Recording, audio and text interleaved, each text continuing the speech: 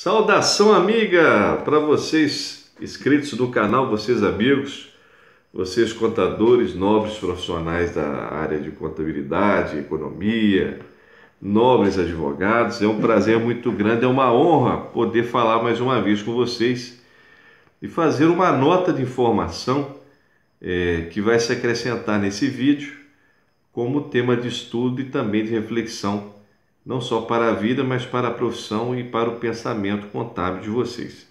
Bom, o tema que nós vamos falar hoje é sobre a própria contabilidade, mas sobre um pensador que eu conheci há pouco tempo, mais ou menos uns 3 a 2 anos, e a gente às vezes perde em não conhecer certas pessoas que realmente agregam valor, não só para a ciência, mas para nós também, que é o professor Rafael Franco Ruiz.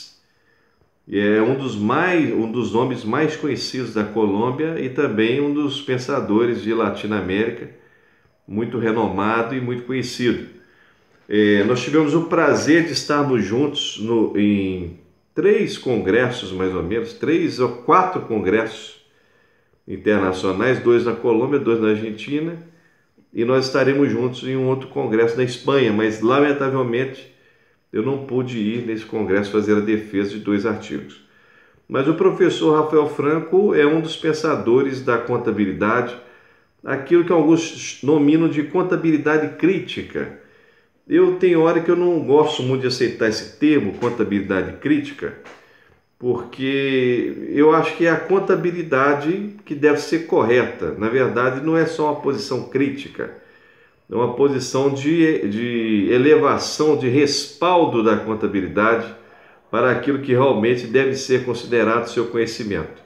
Então, podemos dizer assim, apesar que eu não uso muito o termo, mas muito mencionam esse mestre como um dos autores da contabilidade crítica, que ela cresce muito na Argentina, cresce muito também na Colômbia, no Brasil está caminhando, que ela envolve mais um ponto de vista crítico com relação a alguns elementos, como normas internacionais, o papel da contabilidade, a visão da educação contábil, a questão, por exemplo, do pensamento que deve ser usado nas universidades, assim por diante.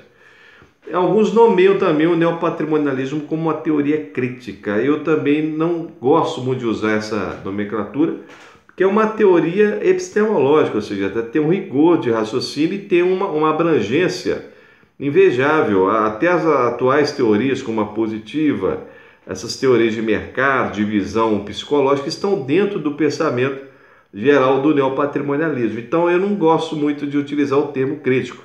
Crítico é mais um viés, um estado de pensamento, inclusive na filosofia seria o mais simples em relação ao pensamento geral. Mas esse autor, ele é considerado um dos pensadores, não só de Colômbia, na visão da contabilidade, como também em Latinoamérica, com posições ligadas à educação, ao sistema contábil, especialmente às normas, e sempre buscando no caso certo. O professor Rafael Franco Ruiz nos presenteou na época, nós trocamos algumas obras, temos essa obra aqui, Reflexiones Contábeis, que vocês também podem estar adquirindo, verificando ela via internet. É uma obra que trata das principais conferências do nosso professor sobre contabilidade e teoria contábil. Aqui ele fala um pouco da história da contabilidade em China, da história da contabilidade na Colômbia.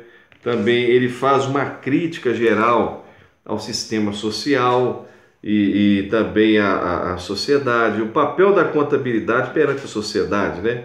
No uso do patrimônio para o bem comum e assim por diante. Ele tem bases diferentes das minhas bases, ele utiliza uma linguagem mais própria, também um embasamento envolvido também um pouco da área política, né? E ao mesmo tempo tem um pensamento bastante incisivo. Ele cria, aqui estabelece nessa obra, um conjunto de pensamentos também sobre a parte do código de ética, como deve ser a conduta do profissional contábil e como deve ser também a moral do contador perante a profissão, perante a sociedade, perante a técnica. Então é um dos autores Eu nunca vi um autor que seja tão, vamos dizer assim, multiplicado em suas ideias, até mesmo nessa questão de citações, em Colômbia, como o Dr. Rafael Franco. Quando você cita um artigo, por exemplo, às vezes você tem 1, 2 compartilhamentos em média. O Dr. Rafael Franco Ruiz não, ele quando põe um artigo ou no Facebook ou na internet, costuma ter ali um compartilhamento de 30 vezes, 70 vezes eu já vi, 380 curtições, 90 comentários. Então é um autor influente nessa visão crítica, mas na visão do correto em contabilidade, né? O uso da contabilidade do patrimônio para a sociedade e ao mesmo tempo a visão ética do contador. Agora, este outro trabalho também, você percebe que são volumes grandes. Aqui é um conjunto de conferências do professor pela Universidade Livre, publicado. Aqui também pela mesma Nobel Universidade, é livre. É uma das maiores universidades da Colômbia, uma das que mais investem nos investigadores. Aqui ele faz um trabalho sobre auditoria muito interessante. E aqui também ele utiliza uma metodologia envolvida essa questão do embasamento político e ao mesmo tempo o embasamento de ideologia política. Por que ele faz esse tratamento?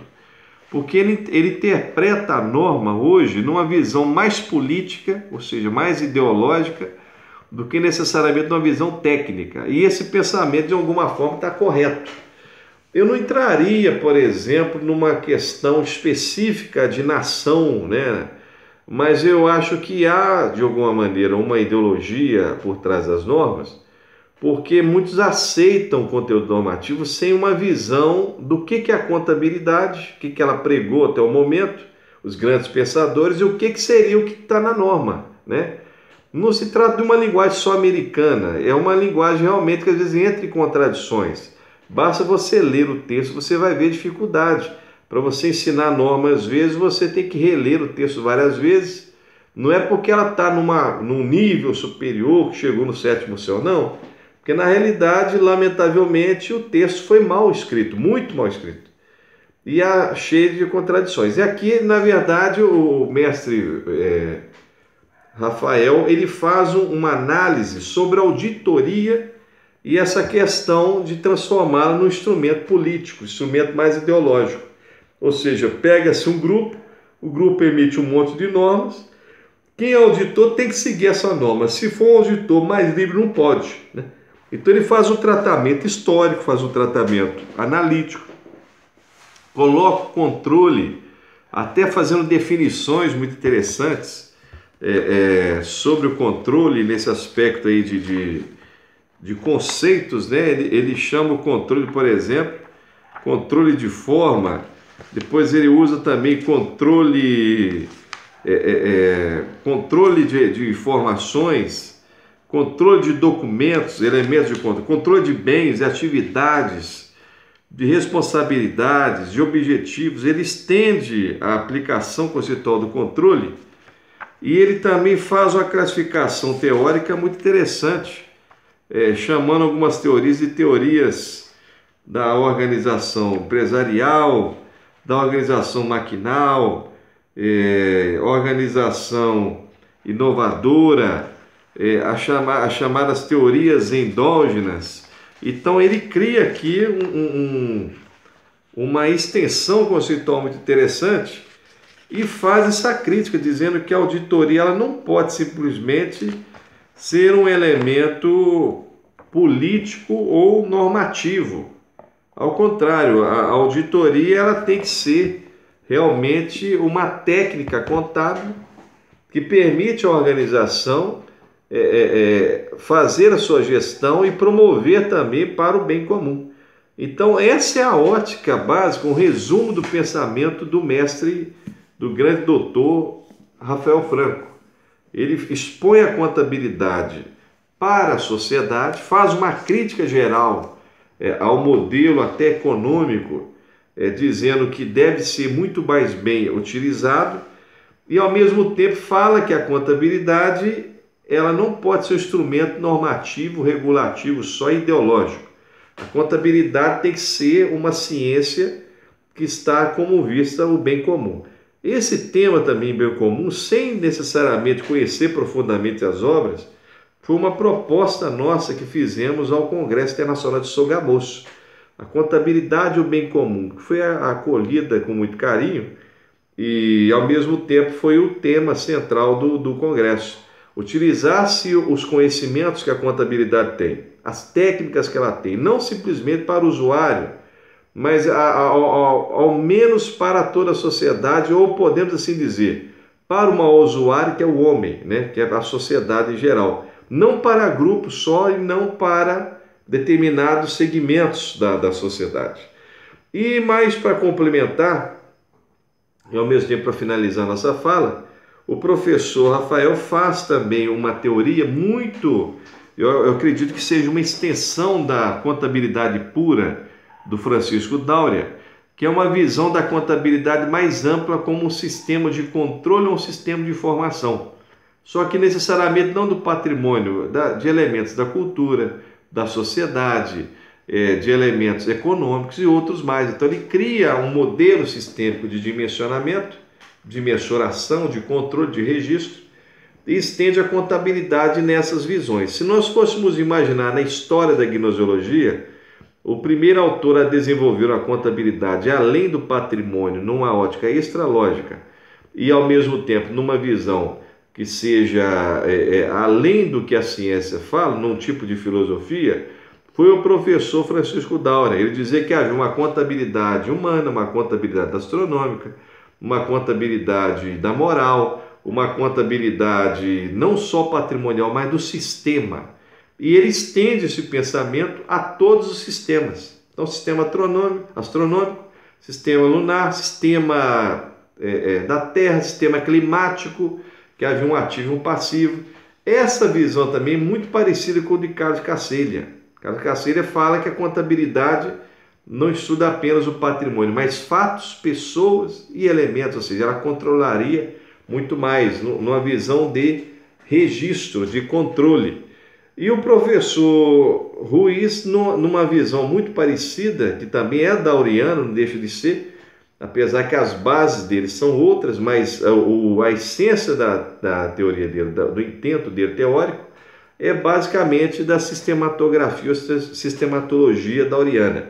Ele trata a contabilidade como um elemento de sistema, mas não entra na contabilidade em si patrimonial, mas sim na parte métrica, ou seja, a parte contábil métrica, tá, de contas e mensuração, é que é o foco da ideia dele. Uma forma de mensuração que ela seja ampla, não seja necessariamente só patrimonial, só econômica, mas que ela possa também, de alguma forma, registrar, controlar, mensurar, visualizar a sociedade como um todo.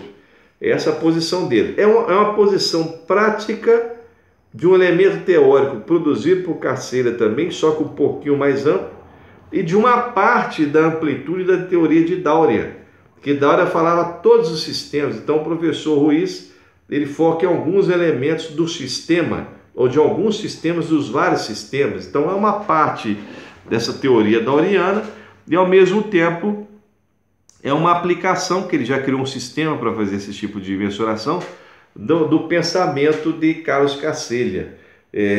Esses dois autores, Ruiz e Casselha, de alguma maneira, grandes pensadores da contabilidade, têm também uma tese parecida com a do brasileiro Francisco Dauria. Então, por todos os meios, é um pensador que deve ser estudado, tá certo?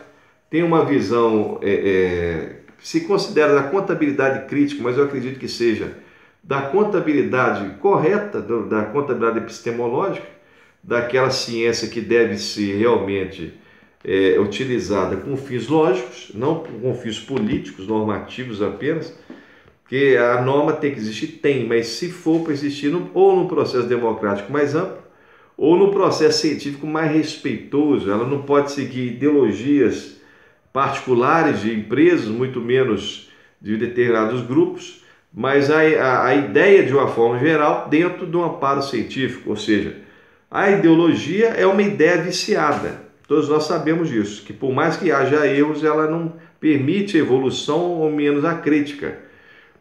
A ciência não pode ser ideologia, mas ela pode ser transformada em ideologia no momento que eu pego um conjunto de conceitos ou de elementos e não aceito que eles possam estar errados ou possam estar disponíveis à evolução.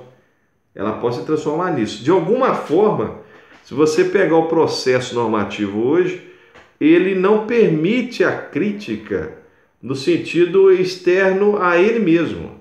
Você percebeu o que faz a crítica com a mudança da norma? É um intelectual que a critica? Não. A academia aceita aquilo com subserviência. O que faz realmente a crítica da norma seria o próprio grupo. Então, ou seja, o grupo vota numa norma, passa um ano, passa 2 anos, não é isso mais. Então nós vamos revotar a norma, votar novamente essa norma. Então quer dizer, só há crítica dentro do grupo. Fora do grupo, a crítica que existe ela não é válida. Se for válida, tem que ser aceita no processo político do próprio grupo. E aí cria-se um tipo de domínio de contabilidade que não há domínio lógico. É um domínio meramente político institucional, de acordo financeiro. Não há autoridade lógica, lamentavelmente, na autoridade contábil no grupo normativo. Todo ele é composto de pessoas ligadas a monopólios de empresas, de auditoria, assim por diante. Até que podem ter algum valor, mas agora para conceituar o que já existe de lógico e contabilidade e tentar desvirtuar o que nós já temos é basicamente impossível, né? E totalmente rechaçável, mas lamentavelmente existe.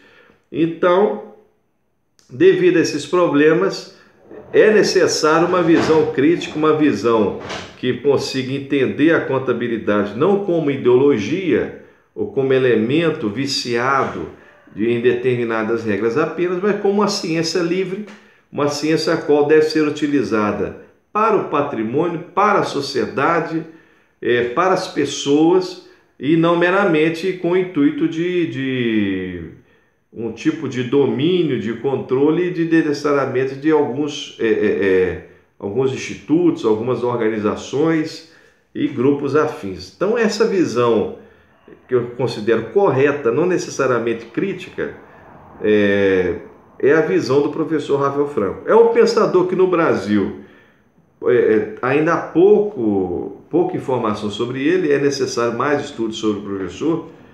Haveria um congresso sobre a sua teoria junto com o Dr. Mário Biondi, né? Eu acredito que seria até mais interessante um congresso só sobre as suas obras, porque aí você conseguia fazer estudos gerais. Há também uma visão dele sobre a parte monetária muito interessante, né? Que ele mostra a métrica de atualização monetária e fala também das críticas, de se criar moeda por moeda, por moeda, por moeda, e chega um ponto, não chega a uma conclusão plausível, né? É o caso, por exemplo, da mesma teoria do Lopes de Sá, que ele falava muito bem que ajuste monetário não é resultado. Ajuste monetário é meramente contas. Então, é até ridículo nós imaginarmos que em ciência você pode pegar um indexador, julgar no imobilizado, julgar no patrimônio líquido e dizer que o resultado é este, meramente por indexador ou por ajuste ou por forma aí de metodologia estatística. Então, isso é um absurdo que a ciência, né, ou a academia, ela homologou, mas a base, o processo e os efeitos não são adequados, né? Então é muito interessante que ele fala do custo histórico, fala do custo também corrigido, mas ao mesmo tempo ele percebe a mesma coisa que o Lopes de Sá percebe, que no fundo essa visão de inflacionária por si, como se fosse acima do patrimônio, acima da gestão, é absolutamente falso. É mero ajuste de contas, mera nomenclatura de cifra, mera contabilização sem fenômeno, e é um tipo de fraude que se foi amparada pela ciência e por muitos aí que tem um doutorado, tem um mestrado, mas lamentavelmente falta-lhes esse raciocínio mínimo, básico, que é entender que o fato gera o estado patrimonial, a informação. Não a informação, um ajuste econômico dentro do balanço que gera resultado e por si mesmo seria a garantia da atualização daquele balanço. Então, vale a pena você ler as obras do professor Rafael Franco e ter aí uma visão, não diria crítica, mas uma visão correta desse sistema normativo político e, ao mesmo tempo, do pensamento desse grande autor que multiplica-se nas suas publicações, em Colombo especialmente, conseguindo uma prolificidade muito grande, tá certo? A nossa homenagem ao Rafael Franco, nosso grande amigo, e ao mesmo tempo esse grande pensador latino-americano que muita influência e muito bem fez para a academia colombiana. Forte abraço para vocês, toda a paz e todo bem, e até o próximo vídeo, se Deus quiser. Forte abraço.